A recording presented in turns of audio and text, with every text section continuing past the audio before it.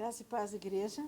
Hoje nós vamos para mais uma live da Escola Dominical, na nossa aula 10, que é só o Evangelho muda a cultura humana. Para a gente poder entender por que o Evangelho muda a cultura humana, nós precisamos entender o que é cultura. A cultura é um conjunto de conhecimentos, costumes, crença, tradições e padrões de comportamento adquirido através da comunicação e interação social entre os indivíduos de um povo. Ou seja, tudo que nós adquirimos como conhecimento, que se transforma em atitude, nossos hábitos, nossos valores religiosos, tudo isso faz parte da nossa cultura. Cada nação tem a sua cultura e cada cultura tem hábitos e valores e crenças diferentes. No caso da cultura cristã, como cita a revista, não existe uma definição para a cultura cristã. Aí eu tive que adaptar. Então, cultura cristã, podemos dizer que ela é a soma dos conhecimentos, costumes e crenças, tradições e padrões de comportamento adquiridos através dos ensinamentos divinos fornecidos pelos profetas e sacerdotes escolhidos por Deus e pela tradição oral, ou seja, ensinamento de pai para filho. Porque na época das primeiras civilizações não havia a tecnologia que nós temos hoje. Então, a maioria do aprendizado era o pai tinha o conhecimento e passava para o filho, que passava para o neto, que passava para os bisnetos, e assim eles mantinham todo o conhecimento que eles tinham. Nas primeiras civilizações, no entorno delas, existiam muitas nações com culturas pagãs, ou seja, culturas que não eram cristãs, que não conheciam o Deus que nós conhecemos, que não existia o Cristo que nós temos e não sabiam do Espírito Santo. Porque, inclusive, o Espírito Santo e o Jesus é só no Novo Testamento. Lá no Antigo, eles não conheciam o Deus Altíssimo. E essas nações, elas eram assim, era de um padrão de cultuação horrível. Porque a cultuação deles, a forma de adoração deles, envolvia muita degradação sexual. Os cultos eram orgiásticos. Ou seja, era uma... Olha, até Sodoma e Gomorra ia ficar com vergonha de ver o que eles faziam para agradar os seus deuses. E haviam também isso, eram homens que eram considerados os prostitutos cultuais e também as prostitutas sacerdotisas na época. E havia algo muito mais cruel, que era o infanticídio através de sacrifícios humanos. Eles pegavam as crianças e queimavam vivas por adoração a Moloque. Até o Senhor repreendeu, porque alguns do povo faziam isso. Porque o povo foi se adaptando à cultura local, foi assimilando algumas coisas e acabou pecando. E para a gente ver um exemplo de cultura adquirida da cultura alheia, que interfere na cultura que Deus nos deu, foi o exemplo de Ló e suas filhas. Ló escolheu o quê? Havia Abraão se separando de Ló, e Ló escolheu o que ele julgou a melhor parte, né? As campinas, o verde, onde haveria mais condições de progredir, e Abraão foi para a terra mais árida. Só que o que Ló não pensou é quem morava lá. Na verdade, ele foi morar em Sodoma. E lá era cruel a situação. E as filhas de Ló se envolveram com os homens de lá. Tanto quando os anjos vieram retirar Ló e a sua família, os genros não quiseram vir. Não quiseram sair de Ló. De Sodoma. E então o que aconteceu? Elas saíram e foram para uma cidade chamada Zoar. Ali, ele não quis ficar, Ló não quis ficar ali, e resolveram morar numa caverna. E lá o que elas fizeram? Embebedaram Ló, mantiveram relações com... Um dos exemplos que nós temos é Ló e suas filhas. Quando Ló decidiu se separar de Abrão, ele escolheu o que para ele era a melhor parte, que era campina, que era tudo verde, era frutífero, ele podia progredir. E Abraão, ele foi para a parte mais árida. Mas o que ele não sabia é que ele ia morar em Sodoma e Gomorra. Ele foi para Sodoma. E o que ele encontrou lá? Perversidade, crueldade, uma degradação sexual, sabe, inimaginável, né? não dá nem para contar isso. E quando os anjos quiseram retirar eles de lá, os genros não quiseram sair. As filhas que estavam envolvidas com aquela cultura acompanharam Ló. Ló pediu para ir para Zoar, era uma cidade ali perto, e ele ficou em Zoar. Depois ele decidiu sair de Zoar e ir para a caverna, e lá na caverna as filhas embebedaram ele, tiveram relações sexuais com ele, para quê? Para que não se perdesse a perpetuidade, né? Eles queriam continuar, a posteridade, eles queriam continuar a família ali, o nome de Ló. Mas não era uma coisa correta. E aí nós nos perguntamos, né? Aonde é que elas aprenderam isso? Quem que ensinou? A cultura da iniquidade. Né? Então esse foi um exemplo de pessoas que abandonam sua cultura e adquirem a cultura alheia. Ló ainda foi considerado justo, o único justo, mas as filhas estavam totalmente envolvidas com a coisa errada. Elas saíram porque Deus honrou Ló, na verdade. Honrou Abraão pela intercessão e trouxe as filhas pelo Ló, pela família. Tanto que a esposa não veio, virou estátua de sal porque olhou para trás, desobedeceu. Agora, muito tempo Deus ele enviou sacerdotes, enviou profetas, direcionando o povo para o caminho correto. Mas mesmo assim, alguns não quiseram ouvir. Em Levíticos 18:30 diz: portanto, guardareis o meu mandamento, não fazendo nenhuma das práticas abomináveis que se fizeram antes de vós, e não vos contaminei com elas. Eu sou o Senhor, vosso Deus. Só que alguns não obedeceram esse mandamento e apostataram da fé e da verdade. Esdras 9, 10 e 11 dizia assim: desculpa, tem um erro aqui, mas agora, pois, ó nosso Deus, que diremos depois disso? Pois deixamos os teus mandamentos, os quais mandastes pelo ministério dos seus servos, os profetas, dizendo: a terra em que entrais para possuir, a terra imunda, é pelas imundícias dos povos das terras, pelas suas abominações com que na sua corrupção encheram de uma extremidade a outra. Ou seja, eles não obedeceram e entraram numa terra que não era para entrar. Porque aquela terra havia imundícia nela, algo que Deus não aceitava. Saindo lá da civilização antiga e vindo para os dias, eu vou dizer a nova civilização, que é a civilização que vem a partir de Jesus Cristo, com a vinda de Jesus veio um bálsamo para o coração daquelas pessoas que em todo esse tempo sofreram essas opressões malignas. A opressão do pecado, a opressão socioeconômica, política daquela época. Pessoas excluídas que não tinham vez. E quando Jesus veio, ele minimizou, ele mudou essa situação. Jesus, a luz para o mundo e perdoador dos pecados, o Salvador. Quer dizer, já o nome dele já mostra para nós a diferença que ele ia fazer no mundo. Para alguns ele seria realmente odiado, porque iria mexer naquilo que para eles não deveria ser mexido.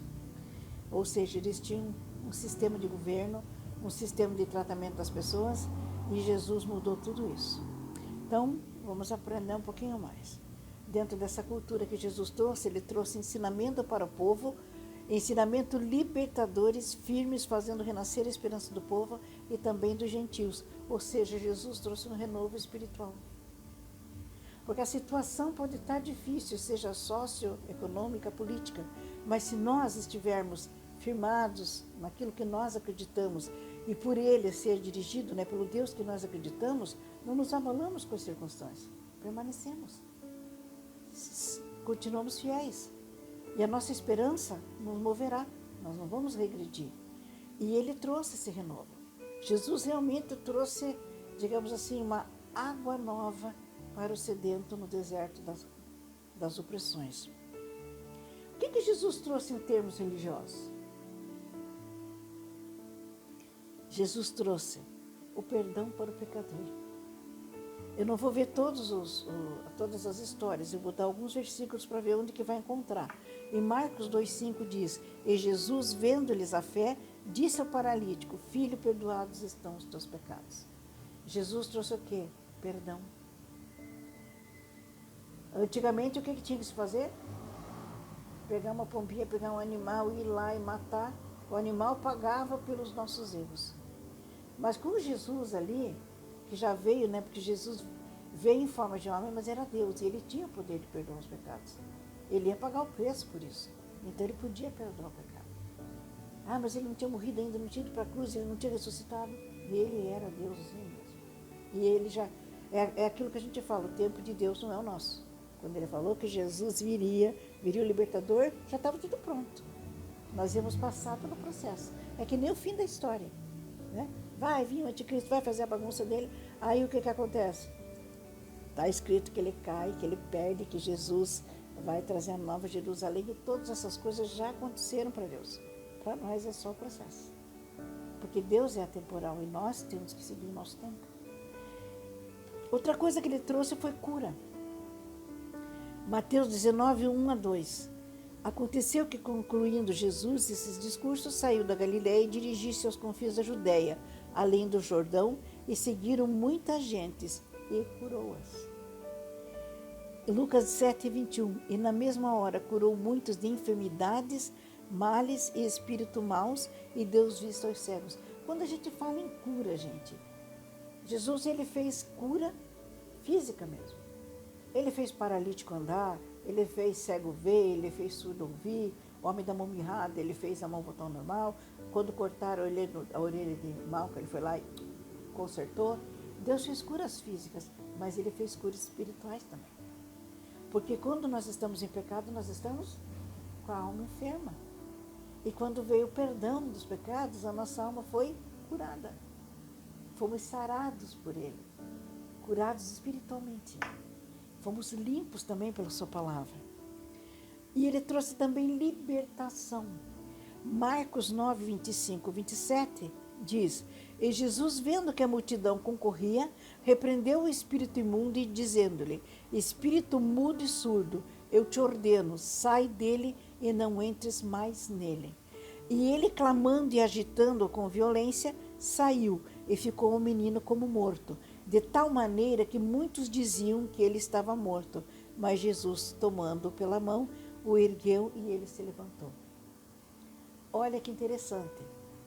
O demônio era, o espírito maligno era surdo e mudo. Mas Jesus, ele ouviu. Olha que poder do nosso Deus. Ele ouviu, entende? Ele não ouvia outro homem, ele não ouvia ninguém, mas Jesus, ele ouviu. E ele ainda não estava, como a gente diz, ressurreto. Ele era o homem que estava aqui na terra, mas ele era o Messias e o demônio sabia disso. E obedeceu e saiu. E aí, deixa eu só voltar aqui um pouquinho. E tem também uma questão que a gente vai ver por que a opressão, por causa da questão econômica, era grande ali também na época de Jesus. Quando Jesus foi em Gadara e expulsou o demônio do gadareno, o que os demônios fizeram? Entraram nos porcos e os porcos despencaram, né? Qual foi a reação? Expulsaram Jesus do lugar porque economicamente eles perderam muito dinheiro perdendo os porcos. Eles não estavam preocupados com o menino que foi liberto, eles estavam preocupados com o dinheiro que eles perderam. Então você veja, a vida também não valia. Ninguém se importava com os desvalidos, né?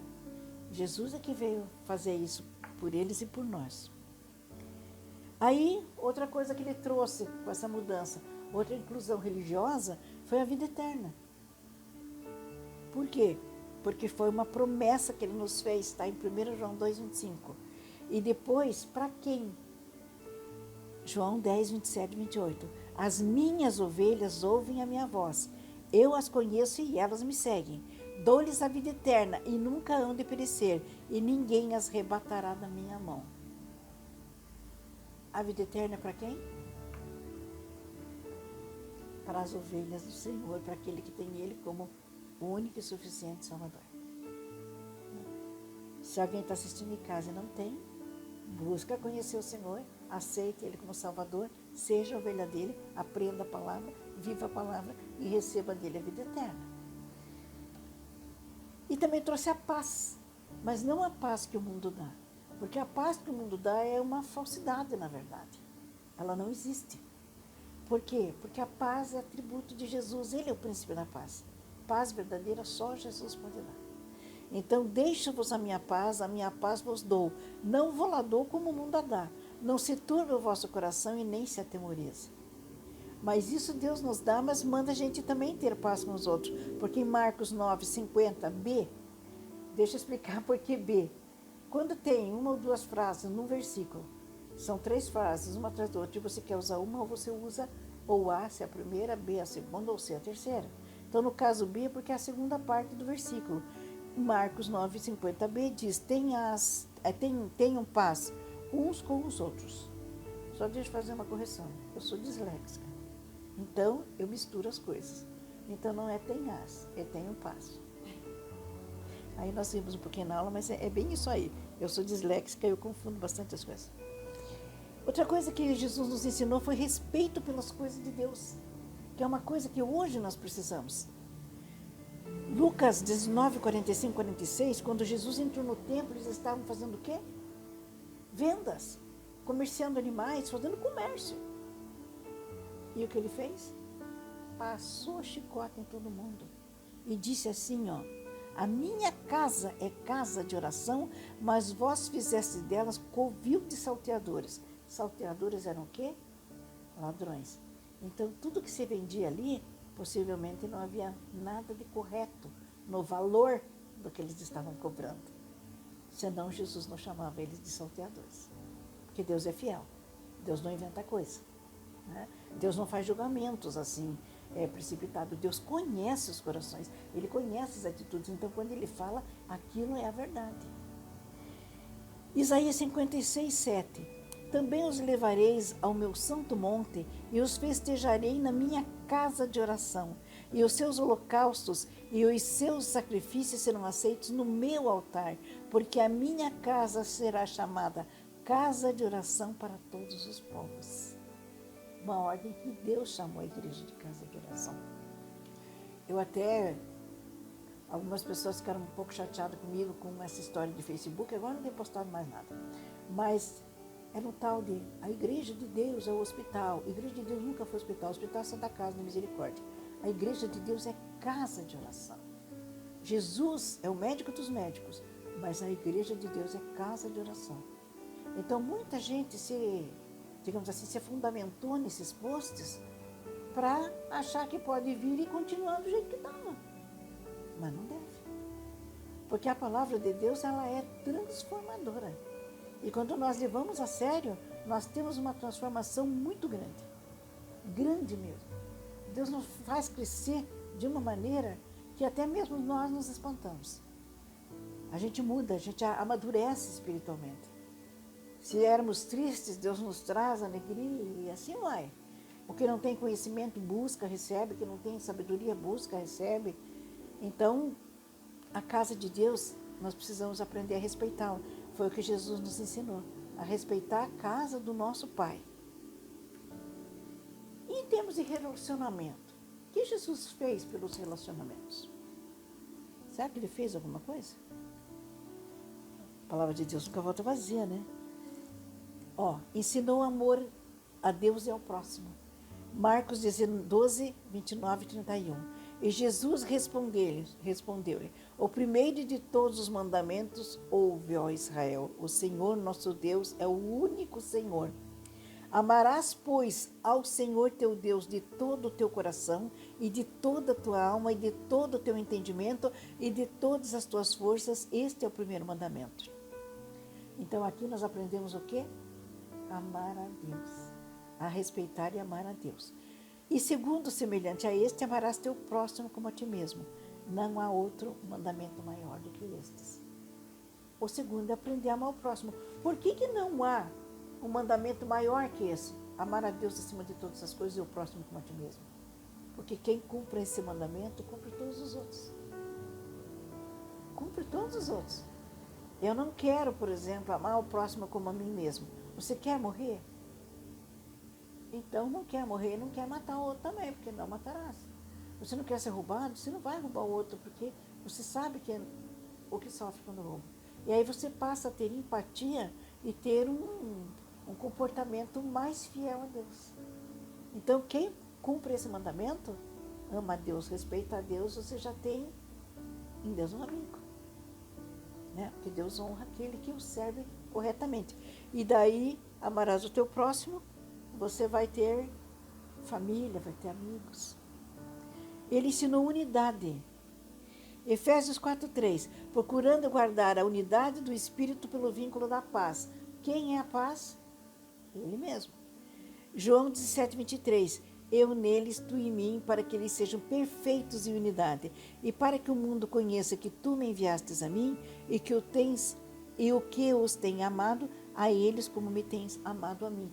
Unidade. Eu e você somos um em Cristo, Cristo é um com Deus, nós somos um com Cristo e Deus. Mas nós estamos em algumas pessoas aqui. Será que nós somos um? Se for contar, nós vamos dizer, não, eu sou um, você é outro. Você é outro, você é outro, você é outro. Não é. Em Cristo, quando estamos nele, somos corpo dele, somos unidade. E aí, ó, isso me ocorreu, não está na Bíblia, me ocorreu à medida que eu estava vendo a aula, que muitas vezes essas discussões ministeriais, né, infelizmente, eu vou ter que falar disso também, é porque as pessoas não percebem a questão da unidade e do que Deus tem para cada um. E não sabem aproveitar o que o outro tem de melhor. É ou não é? Vamos ver nós. Aqui, vamos pegar o Elton e a Sheila aqui. Pastora Sheila, não tem essa coragem, essa paciência que você tem de ir para cima, para baixo, de um lado, para o outro. Eu vou ali na casa da mãe, passo no mercado, chego em casa, já não quero mais sair, já me dá aquele cansaço. Por quê? Não é para mim. Eu sou mais quieta, eu sou mais reservada, de ficar quieta mesmo. E já sou meio caseira, meio bicho do mato, não sou muito de sair, eu sou muito a minha. O Elton tá ali arrumando lá e fazendo negócio, vai pro mexe nos meios, não sei fazer nada disso. Eu sei usar meu computador, eu sei usar meu celular, mas essas coisas que ele faz eu não sei. Mas Deus deu a capacidade para eles. Assim como me deu a capacidade de dar aula. Não estou dando a aula que eu queria dar, porque não estamos numa época boa para dar aula, tem que ser em live, eu ainda não me adaptei, eu estou me adaptando, né? Mas se nós conseguirmos entender o plano de Deus para cada um de nós seríamos mais amigos, um apoiaria mais o outro, um ajudaria mais o outro no seu trabalho. Nossa, como eu gostaria que alguém me ajudasse assim, olha, pastora, podia mudar um pouco essa aula, fazer um negócio assim. Para mim é bênção, crítica positiva é muito bem aceita. Negativa eu nem ouço, né? Descarto, eu só ouvo o que vale, né? Assim como eu acho assim, se eu puder fazer alguma coisa para ajudar vocês, eu faço. Então, quando nós temos esse conhecimento, essa capacidade de entender o que Deus tem para o outro e para nós conseguimos manter a unidade pelo vínculo da paz. E aí não precisamos ficar brigando. Sabe? Não precisamos ficar brigando. A JNI precisa de ajuda, nós ajudamos. Nós precisamos de ajuda, a JNI vem ajudar. Assim com a missão, assim com o louvor, assim com o grupo de saber, com quem quer que seja. É ou não é? E aí nós somos um só. E se as igrejas pensassem assim, uma ajudasse a outra, nós seríamos um só maior, de maior porte ainda, né? Vamos passar lá para outra coisa que ele trouxe, fraternidade. Tá? Que é honrai a todos, amai a fraternidade, temei a Deus e honrai o rei, ou seja, irmandade. Nós temos que nos amar como irmãos da mesma família, tá? E temos que zelar por essa fraternidade. Você viu que nas faculdades, tem as fraternidades lá da faculdade, né? Aqui não tem, mas nos Estados Unidos tem. E daí o que acontece? Eles têm lá as logomarcas deles, os estatutos deles, e eles se protegem e se defendem. Agora, nós que devíamos fazer isso, um ajudar o outro, um proteger o outro, um cuidar do outro, precisamos aprender muito isso ainda. É uma crítica? Não é. É só um fato que a gente tem que aprender mais ainda. Eu custei para aprender muita coisa. Por quê? Porque a gente amadurece com aquilo que vai aprendendo. Né? Então, nós temos que aprender a respeitar essa fraternidade, amar essa fraternidade. Ou seja, não é amar o templo, é cuidar do templo que nós congregamos, mas é amar o templo que é o corpo de Cristo. É um amar o outro mesmo. E honrar o rei. Quem é o rei? e respeito e amor à família. Essa história aqui é bem interessante. Jesus estava falando com os fariseus. E olha o que ele diz, está lá em Marcos 7, 10 a 13. Porque Moisés disse, honra teu pai e a tua mãe, e quem maldisser o pai ou mãe deve ser punido com a morte.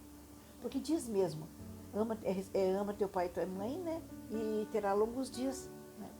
É isso que diz. E aqui ele diz que tem que ser punido com a morte. Por quê? Porque os longos dias já não vão acontecer. Agora, porém, vós dizeis, se um homem disser ao pai ou à mãe, aquilo que poderias aproveitar de mim é corbã, ou seja, oferta ao Senhor, nada mais iriam fazer pelos pais. Diz, nada mais deixais fazer por seu pai e sua mãe, invalidando assim a palavra de Deus. E pela vossa tradição que vos ordenastes, muitas fazeis semelhantes a esta. Ou seja, hoje em diante, tudo que eu tiver na minha casa ou da minha vida, eu vou dar como oferta ao Senhor. Aí eu não vou ter mais responsabilidade nenhuma em cuidar da minha mãe. E eu estou invalidando o mandamento, que Deus disse que eu sairia da minha casa, estaria com meu marido, mas não disse que eu deveria abandonar minha mãe, ao contrário, que eu deveria honrar pai e mãe. E o que eles faziam? Porque daí financeiramente eles davam como oferta o que eles queriam e os pais, coitados, ficavam abandonados. Né? E aí Jesus mostrou que tem que haver amor e respeito pela família.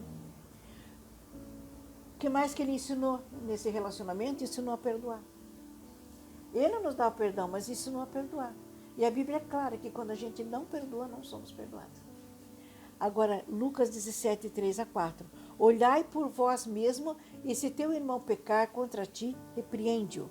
E se ele se arrepender, perdoa-lhe. E se pecar contra ti 7 vezes no dia, 77 vezes no dia, vier ter contigo dizendo, arrependo-me, perdoa-lhe. Ou seja, não tem tempo para perdão. É 24 horas por dia. Então, com soninho. Só a gente falando, mas essa aula tem que ser assim. Essa aula realmente é só teoria mesmo. E em termos sociais, o que Jesus fez? Fez a inclusão social. O que é inclusão social? Me diga. Incluir aonde? Quem será que ele incluiu na sociedade? Os deficientes, os físicos, cegos, coxos, surdos, mudos, paralíticos, leprosos, como você disse, mulheres, das pessoas que mantinham o ministério de Jesus, eram mulheres. Eram as mulheres. Paulo também. Paulo teve ajuda profunda das mulheres. Tinha febre, que inclusive trabalhava, diaconisa, trabalhava ombro a ombro com ele. Ele trabalhava mesmo, né? E Jesus, ele fez essa inclusão. Por quê? Porque os cegos, os mudos, os surdos, os leprosos, eles eram excluídos da sociedade. Principalmente os leprosos, que a doença excludente não deixava ele chegar perto de ninguém e já tinha que gritar, leproso, né? Ele já tinha que se identificar. E tinha nações, né? Os que estavam em volta, tudo ali, que simplesmente quando a criança nascia com deficiência, eles já matavam. Não deixavam viver. E os que viviam tinham que ficar isolados das cidades. E o que Jesus fez? Curou, né? Cuidou, trouxe de volta, incluiu na família novamente. Tá? Mateus 11, 4 a 5 diz, e Jesus respondendo, disse-lhe, ide e anunciai a João o que ouvis e vedes. Os cegos vêm, os coxos andam, os leprosos são limpos, os surdos ouvem, os mortos são ressuscitados e aos pobres é anunciado o evangelho. E lá em Mateus 21, 14 diz, e foram ter com ele ao templo cegos e coxos, e ele os curou. Então, se veja, ele incluiu essas pessoas. Ele trouxe de volta à sociedade, o que não era aceitável para a época. Eles não aceitavam isso. Hoje, pela graça de Deus, a gente já tem projetos de aceitação ao deficiente, né? Tem até projeto de trabalho, de arrumar as rampas, tem braille, tem tudo que pode ajudar. Embora muita gente ainda não entenda que são apenas pessoas com deficiências, mas não com deficiências espirituais, com deficiências morais, com deficiências cerebrais. É apenas uma questão circunstancial física. Né? São pessoas humanas que merecem respeito. E ele ensinou a compaixão com os menos favorecidos. Por exemplo, os que têm fome. Eu vim para evangelizar quem? Os pobres. Os que mais têm fome são os pobres. Nessa pandemia, quantas pessoas já estão com geladeira vazia e não podem sair? Né? Aí, isso que eu quero conversar aqui, que eu acho muito interessante. Marcos 8, 1-13 diz: Naqueles dias, havendo muito grande multidão e não tendo o que comer, Jesus chamou-os a si, os seus discípulos, e disse-lhes: Tenho compaixão da multidão, porque já há 3 dias que estão comigo e não tenho o que comer. E se os deixarem em jejum para casa, desfalecerão no caminho, porque alguns deles vieram de longe. Olha o que a capacidade desse povo tinha, a necessidade de ouvir Jesus sem comer. Meu Deus! E Jesus tinha aquela compaixão. Se ele mandasse embora, eles iam desmaiar no caminho. Podiam morrer. Então Jesus estava preocupado com a condição deles. Jesus se preocupa com os pobres. E aí nesse texto, o que ele manda fazer? Alguns levam pães e alguns levam peixes. E ele faz o quê? Manda distribuir. Ele faz o milagre da multiplicação, manda distribuir. Agora veja uma coisa. Os pobres ainda existem? Ainda existe fome? E o que Jesus vai fazer?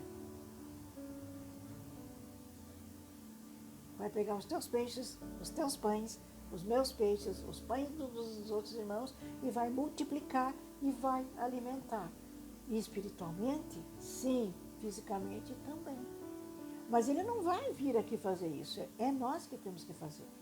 Por isso eu acho muito gratificante quando eu sei que a igreja está ajudando aquele que não tem.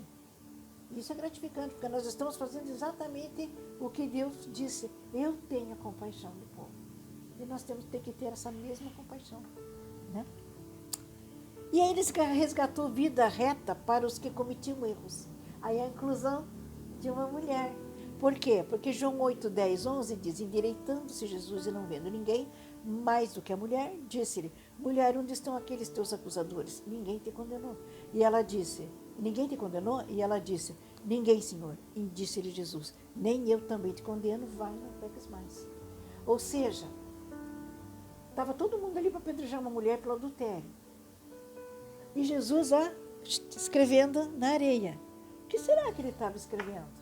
Roubo, adultério, falsificação, mentira, todo tipo de pecado que aquele povo cometia, ele podia estar escrevendo.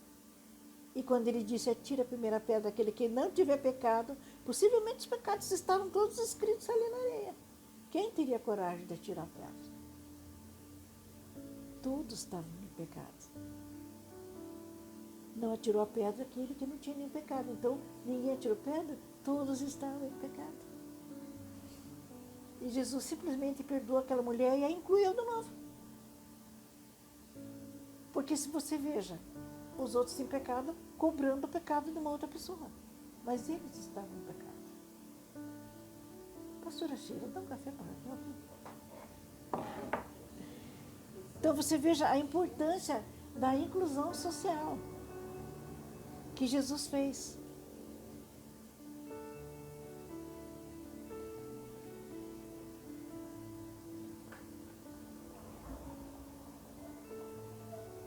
E somos muito gratos.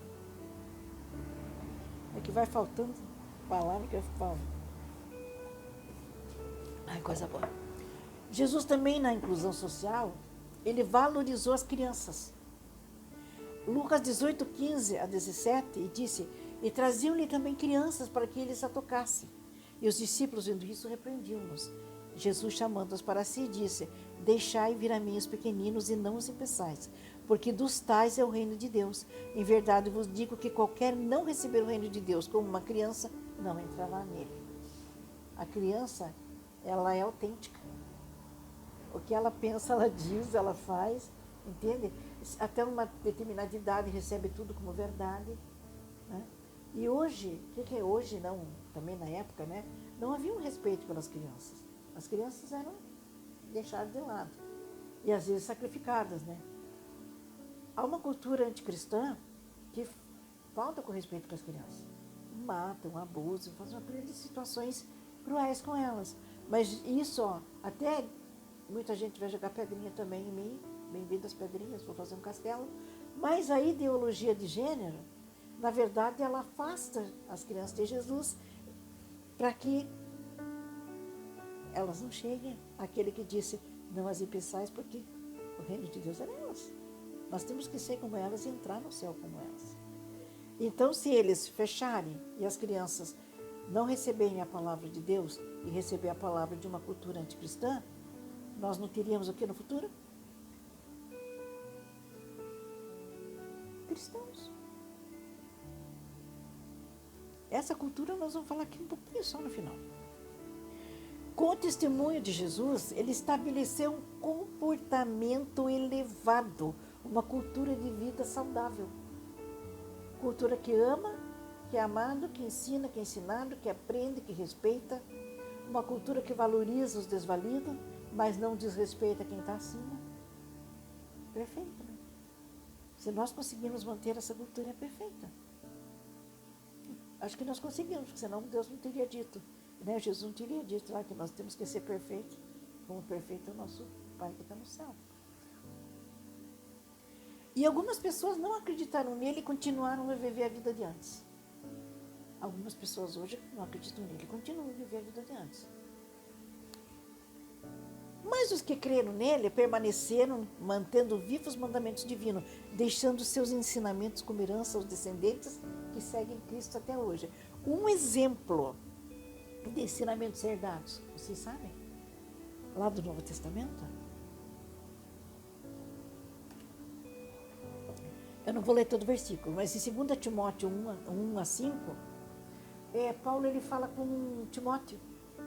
E ele fala, né, que dá graças a Deus, a quem, desde os meus antepassados, sirvo com uma consciência pura, porque sem cessar faço memória de ti nas minhas orações, noite e dia, desejando-lhe muito ver-te, lembrando-me das tuas lágrimas para encher de gozo, trazendo à memória a fé não fingida que é em ti há, a qual habitou primeiro em tua avó Loide e em tua mãe Eunice, e estou certo que também habita em ti. Primeiro Loide, a avó ensinou a mãe Eunice, e a mãe Eunice ensinou a Timóteo, que possivelmente ensinou a todos os seus descendentes. Aqui mesmo, entre nós, vamos dizer, a sua família é evangélica, não é, Elton? Aprendeu com eles. Pastora Sheila, o pai evangélico, a tia evangélica, a tia evangélica, a avó evangélica, herança de família. E é assim que nós temos que fazer. Ensinar aos próximos. Nós temos que fazer com que essa cultura anticristã não atinja as nossas crianças. Como falei, os dias atuais não são diferentes. Os mesmos problemas socioeconômicos que existiam lá no passado existem ainda. E o surgimento da tecnologia, a velocidade do mal se propaga é muito grande. Será que é? O crescimento da cultura da iniquidade anticristã tem se pronunciado dia a dia. Por quê? Porque essa velocidade com que a informação é passada, a pessoa vai assimilando muito rápido, vem digamos assim, uma gama de informação que ela não sabe mais até o que ela pega. Esses dias eu e meu marido mesmo, eu, Paulo, chega de vídeo, chega de notícia, desliga tudo, ninguém vai ver nem no jornal. Porque estava nossa cabeça com essa história de Covid, política e discussão, a gente foi ficando meio tenso. Desligamos tudo, só a palavra de Deus, só oração, só louvor. Quando minha voz está com a rachada, louvei até 1h da manhã, porque aí eu estava na presença de Deus, né? Toda manhã eu tenho o propósito de levantar e cantar um louvor. E assim, ó, a gente se livra disso. Mas a tecnologia, ela, com as redes sociais, ela consegue alcançar as pessoas levando informações anticristãs. Infelizmente. Às vezes parece uma coisa tão bonita, mas se você for olhar ao fundo, ela é contra a palavra. Eu chamo isso de raposinhas da rede social. Porque elas vão tão rápido na vinha do Senhor e todo mundo, ai, que bênção, que maravilha, não é. Porque o desconhecimento da palavra faz com que a pessoa aceite algumas coisas que parece ser, não. Infelizmente. Eu já levei umas pedradas por causa disso, acho que eu vou levar mais algumas, né? Mas, enfim. E aí essa cultura anticristã que eu falo, que o autor da revistinha chama de cultura da iniquidade, É a cultura que está, digamos, desmoralizando, vamos ser sinceros, que ela existe, não adianta dizer que não existe, desmoralizando o Evangelho, envergonhando o nome do Senhor. Há digamos assim, uma letargia, parece que a pessoa não consegue levar à frente, né, o que ela tem que acreditar, o que ela tem que viver. Por quê? Porque ela está cheia de informações de fora. E a gente tem que minar ela com a informação de dentro, porque essa cultura anticristã, na verdade, é preparação para a entrada do anticristo. Enquanto nós estivermos firmes na fé, enquanto existir Espírito Santo, enquanto existir Palavra de Deus aqui, ele não vai vir. Porque o homem do pecado iníquo, ele só vai vir quando a apostasia estiver instalada na terra. E a apostasia, para ser instalada na terra, é como diz lá em Daniel: quando a abominação estiver no lugar que não deveria estar, então ele viria. Onde é que a abominação não deve estar? No templo de Deus e no templo de Deus. Ou seja, não trazer o mundo para dentro da igreja e não trazer o mundo para dentro de nós mesmos. Uma coisa que eu assistia muito era novelinha infantil. Eu não vou mentir. Mas eu sempre assisto, quem me conhece, com caderno e caneta do lado. Aí eu comecei a assistir uma novelinha infantil e não parecia nada de diferente, até que eu comecei a pegar umas mensagens subliminares nessas novelinhas. Resultado, o mundo não vai entrar em mim. Nada mais. Desligamos. Anotamos tudo que nós vimos de errado e não. E agora é não mesmo. Televisão lá é só para bonita, aquela coisa quadradinha lá que a gente nem liga. É verdade, está lá, ninguém liga. A gente está muito ocupado com as nossas coisas e com a palavra de Deus. E é a palavra de Deus de manhã à noite, entende? E essa cultura, ela está sendo evidenciada dia a dia. Cada coisinha, sabe? E nós estamos numa luta. Porque se nós não levantarmos a nossa cabeça e não buscarmos o Espírito Santo e não fizermos um clamor a Deus, nós estamos dando baixa. É uma luta diária. Mas nós temos o quê? Armas? É ou não?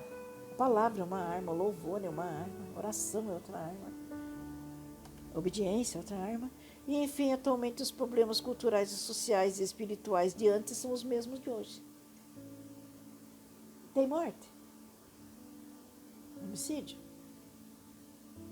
latrocínio, política incorreta, economia incorreta, doença, pessoas endemoniadas, tem. Pessoas com problemas e deficiências físicas, tem. Qual que é a solução para hoje? Os dias atuais, eu voltei tudo para trás, desculpa.